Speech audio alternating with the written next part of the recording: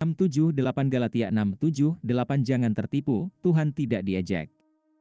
Karena apa yang ditabur orang, itu juga yang akan dituainya.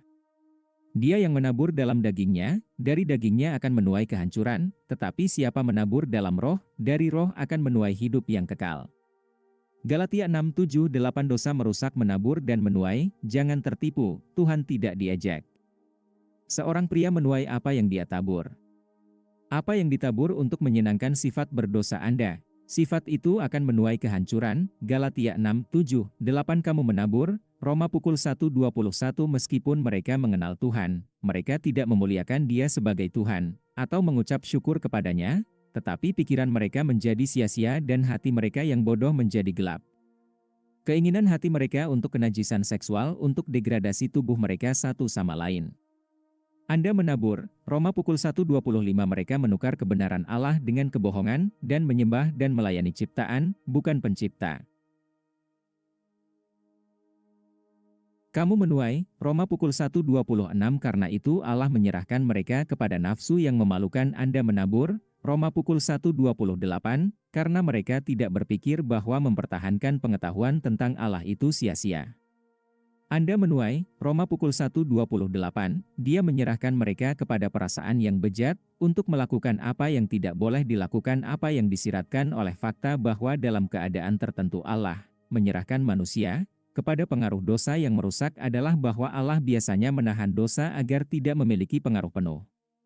Tetapi jika seseorang dengan sengaja dan terus-menerus memeluk dosa, Tuhan pada suatu saat akan menyerahkannya agar pikiran, hati nurani, dan hatinya dirusak olehnya.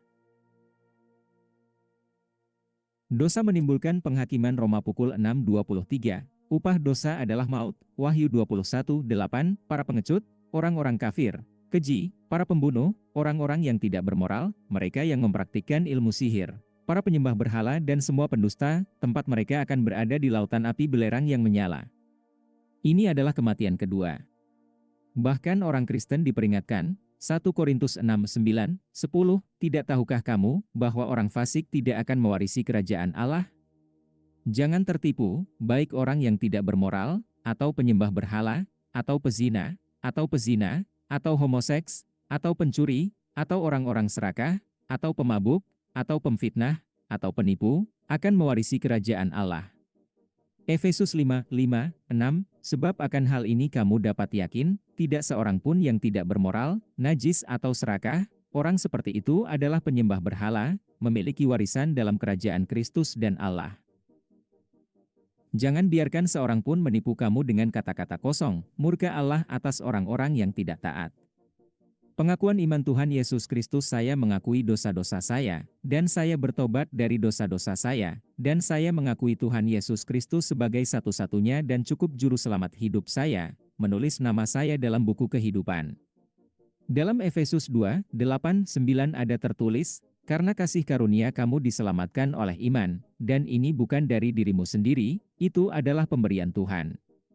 Itu tidak berasal dari pekerjaan, jangan sampai ada orang yang menyombongkan diri. Efesus 2:8-9 Yohanes pukul 5:24 Aku berkata kepadamu, barang siapa mendengar firman-Ku dan percaya kepada Dia yang mengutus Aku, ia memiliki hidup yang kekal dan tidak akan dihukum, tetapi telah berpindah dari maut ke hidup.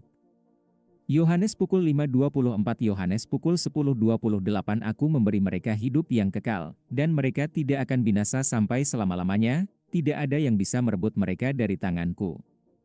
Yohanes 10:28 Kisah Para Rasul pukul 4:12 Tidak ada keselamatan di dalam orang lain, karena tidak ada nama lain di bawah kolong langit yang diberikan kepada manusia yang olehnya kita harus diselamatkan.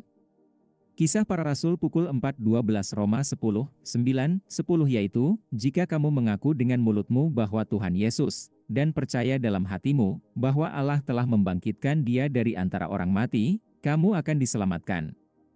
Karena dengan hati orang percaya kepada kebenaran, dan dengan mulut orang mengaku kepada keselamatan.